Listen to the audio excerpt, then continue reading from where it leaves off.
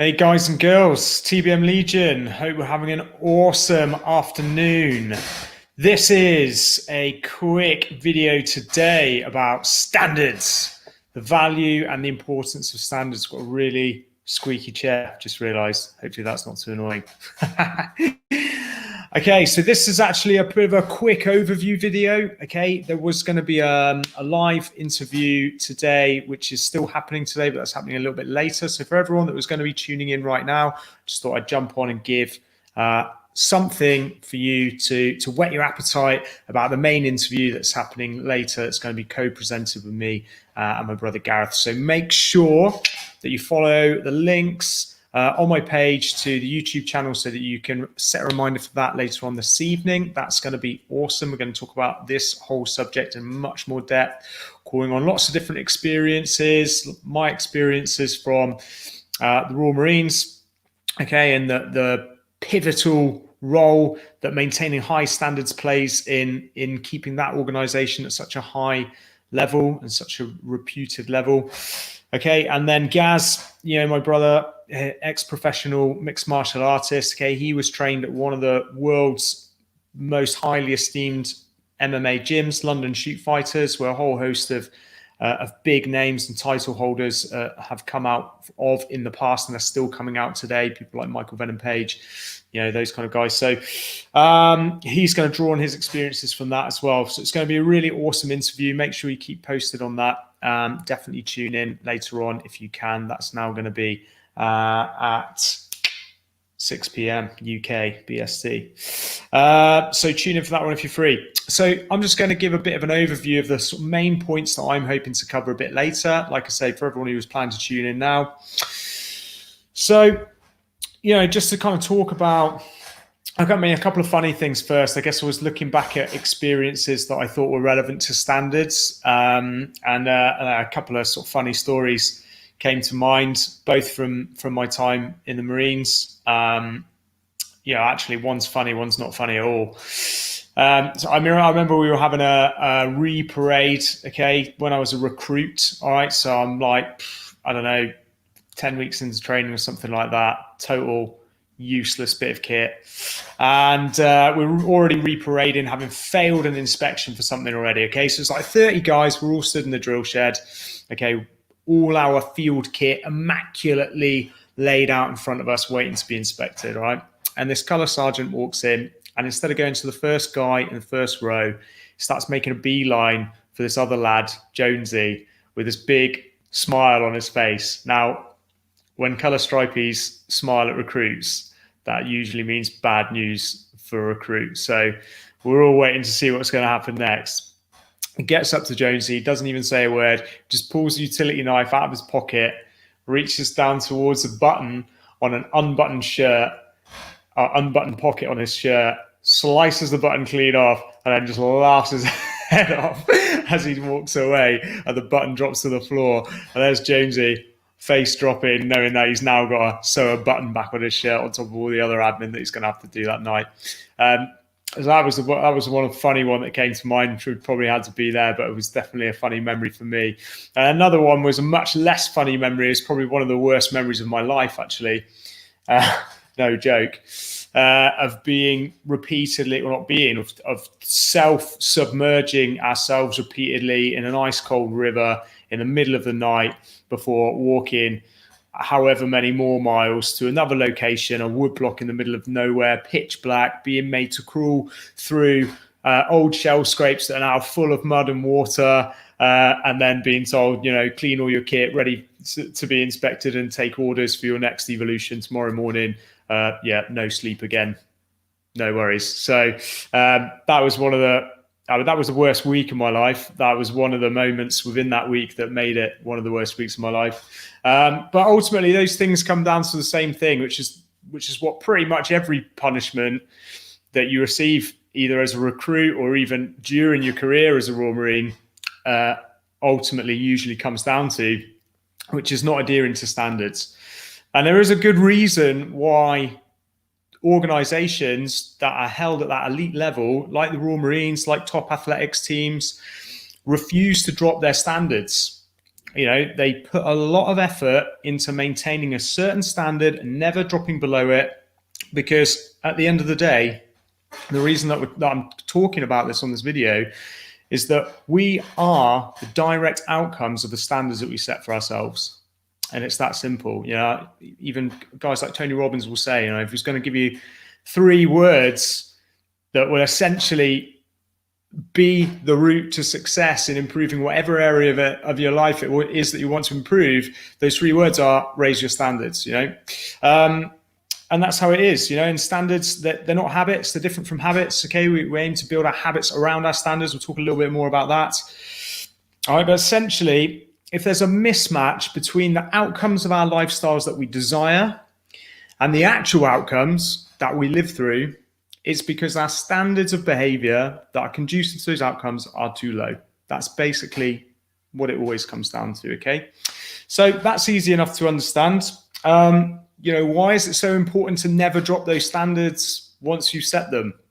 I think a good example of this, or another nice story anyway, is the story of Desmond Doss, who's the army medic. It's the true story. There's a Hollywood film called Hacksaw Ridge, which is based on the true story of Desmond Doss. He was an army medic who enlisted in the US Army during World War II to be a medic, and refused to touch a weapon because he was a Seventh-day Adventist, and within that religion, there's no touching weapons. Okay, so he decides he wants to help people. He'll enlist as a medic. He doesn't need to touch a rifle. He'll just bring people. He'll just help save people on the battlefield. That's his logic. Okay, he signs up. He gets to training, and he's absolutely ridiculed the whole way through training. They try to court-martial him because of his behavior, and in the end, like various things happen, he ends up not getting court-martialed. He goes to war.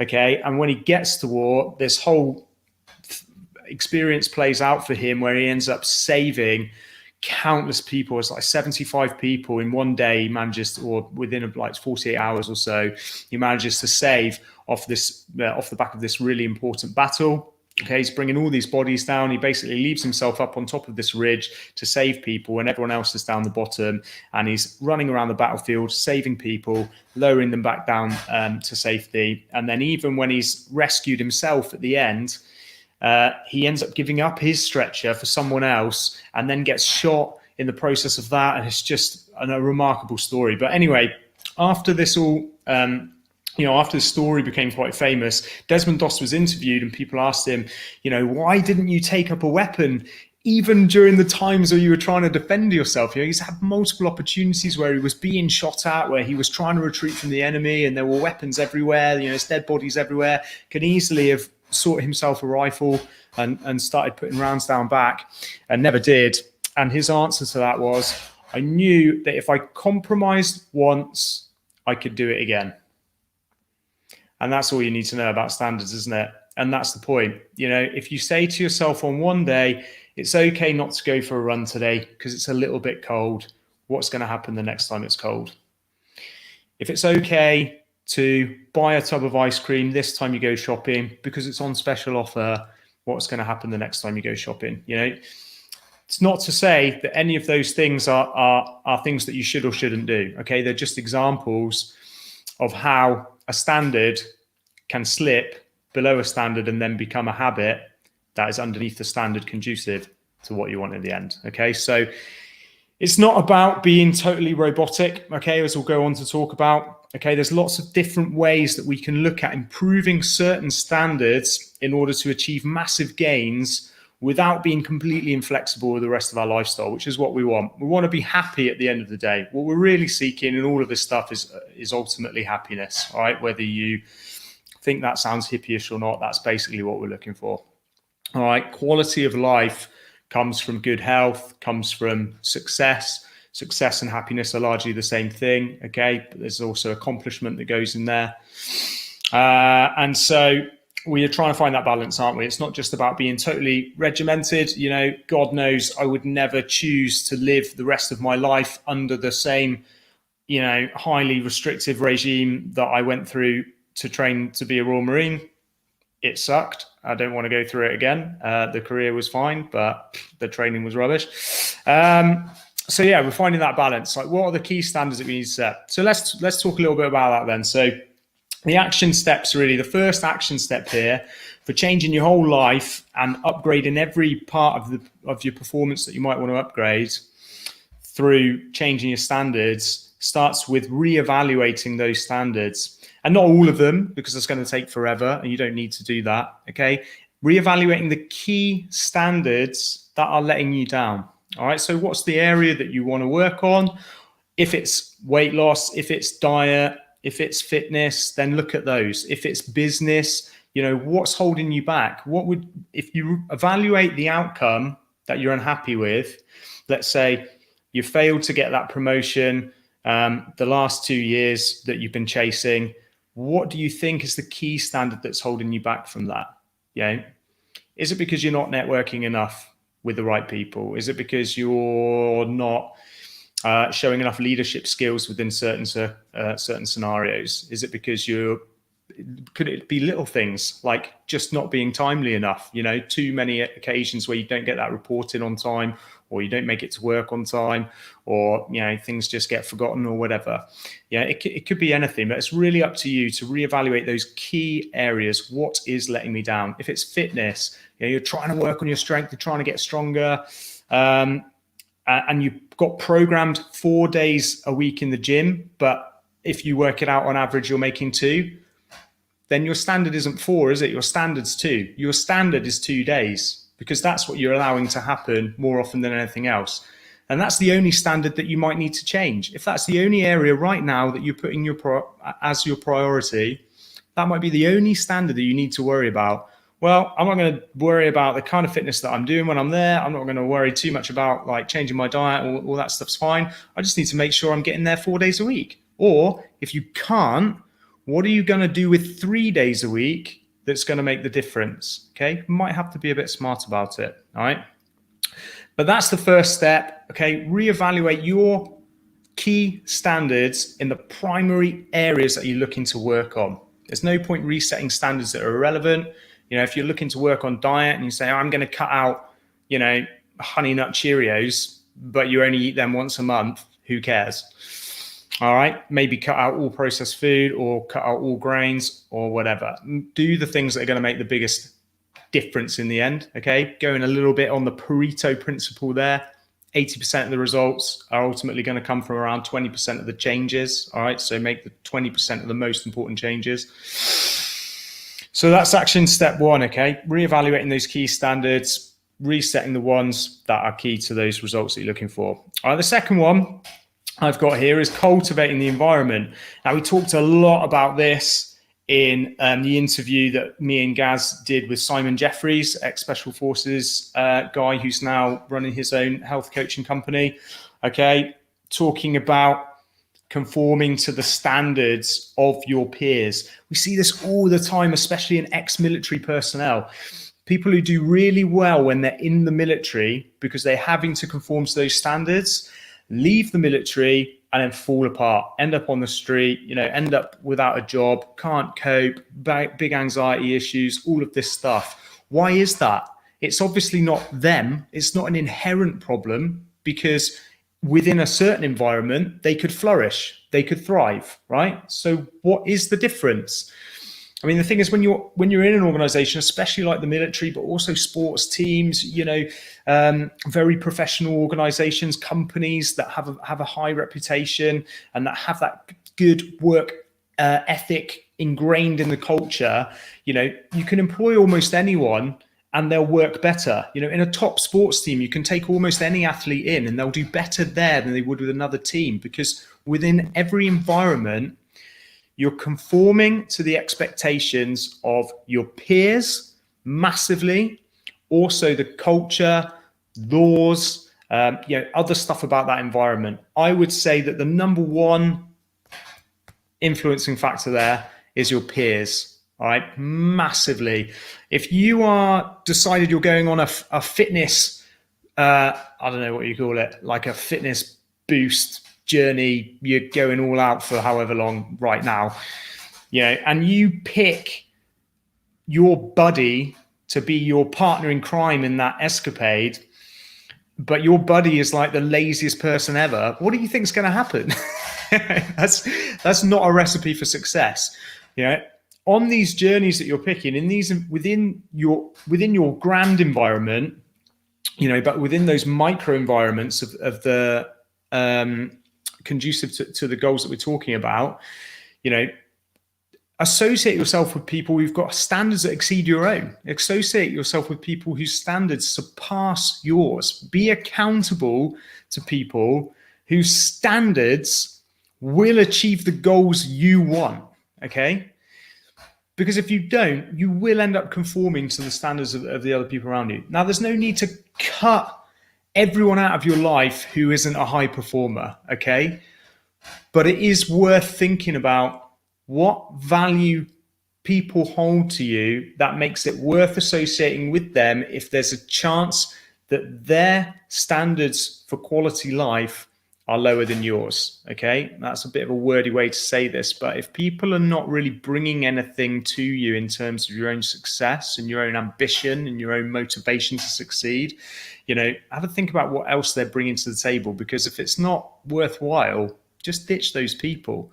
Or if it is worthwhile, if they're just somebody who's not ambitious, they're not successful, they're not interested in any of this stuff, and they're just content, which is great for them, and they're just happy with doing what they do best, and they're always late and they always eat shitty food and they do whatever else that isn't conducive to your goals, but they've been your best friend for 20 years and they're just a good person, they're always there when you need them, fine, you know, keep them in your life, but don't partner with that person to achieve the goals that you want or to improve those aspects of your life that you want. Partner with someone whose standards are high in that area, okay? And in general, cultivate that winning environment. We talked about this with Simon, you know, cultivate that winning environment, cultivate that environment that just lends itself to success for you. All right, what's the next one then? Okay, I've mentioned it already a little bit. Habits and standards, all right? There is a difference. They're not the same thing. What we're doing is we're building habits around standards, okay? Standards are just the minimum expectation for yourself of how you will behave, okay? How you actually behave, the nuances of what that looks like are your habits, all right? So for example, if your standard is, you know, to make sure that you're getting exercise done no less than 4 days a week, okay? The habits are what you're actually doing to make that happen. So then the habit is, okay, I'm going to the gym Mondays and Wednesdays, and I'm going running Tuesdays and Thursdays. There you go. All right, so we build our habits around those standards. Once you've reevaluated those standards, once you've had a little assessment of your environment and cultivated that willing environment, and start putting into place the habits that are going to support those standards, okay? And that's going to take a bit of brain power, to be honest. That's a very specific thing to every individual. Right, I'll leave you to have a think about that and deal with that one on your own. And then the last one I'm just going to finish on very quickly, is I only wanted this to be a short one. I'll go into much more depth about it when I do the full-on extreme interview later on, or discussion, I should say, is consistency through sustainability. All right. Be realistic about the standards that you're setting to start with, okay? It might be that your standards can continue to climb as you progress, which is a much more sensible way of approaching it, all right? When you look at reevaluating your standards, you look at resetting the ones that are key to you, okay? Be realistic about what's going to be sustainable for you in the short term and the long term. If you're resetting the standard way off the chart to where it is now, and it's very difficult to achieve in the short term, okay, then obviously it's not going to go on for the long term. You're probably going to give up quite quickly, or it's not going to happen. You'll end up destroying your own morale because you'll be unable to stick with what you set for yourself.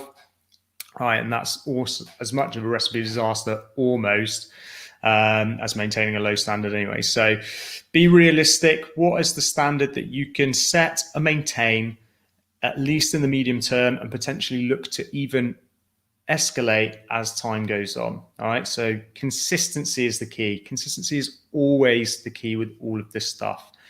Ultimately, no matter what change you ever make, if you can't maintain it over time, in the end, it's not going to produce a significant outcome, okay?